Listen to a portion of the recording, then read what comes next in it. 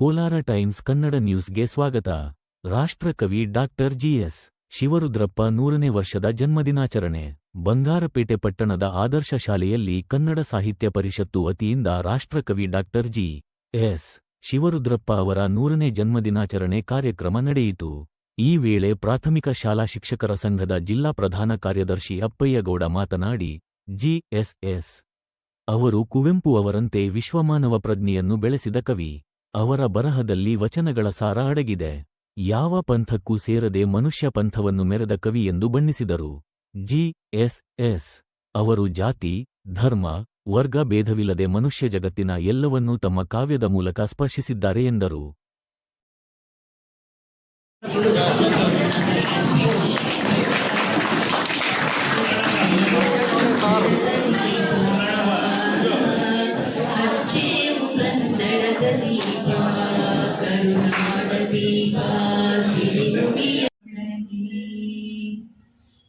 ಎಲ್ಲೋ ಹುಡುಕಿದೆ ಇಲ್ಲದ ದೇವರ ಕಲ್ಲು ಮಣ್ಣುಗಳ ಗುಡಿಯೊಳಗೆ.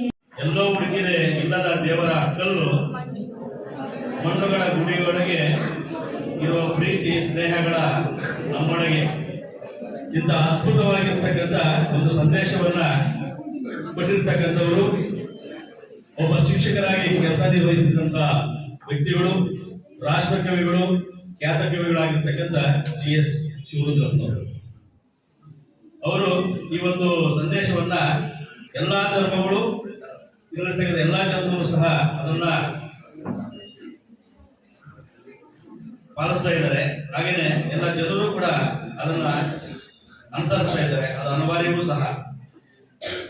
ಇತ್ತೀಚಿನ ದಿನಗಳಲ್ಲಿ ಎಲ್ಲ ಜನ ಸಮೂಹ ಏನಾಗ್ತಾ ಇದೆ ಅಂತಂದ್ರೆ, ಗುಡಿ, ಚರ್ಚು, ಮಸೀದಿಗಳನ್ನ ಕಟ್ಟಲು ತಾಮುಂದು ನಾಮುಂದು ಅಂತ ಹೇಳ್ಬಿಟ್ಟು ಬಹಳ ಸ್ಪರ್ಧಾತ್ಮಕವಾಗಿ ಮುಂದೆ ಹೋಗ್ತಾ ಇದ್ದಾರೆ. ಆದ್ರೆ ಶಿವರುದ್ರಪ್ಪ ಅವರ ಪ್ರಕಾರ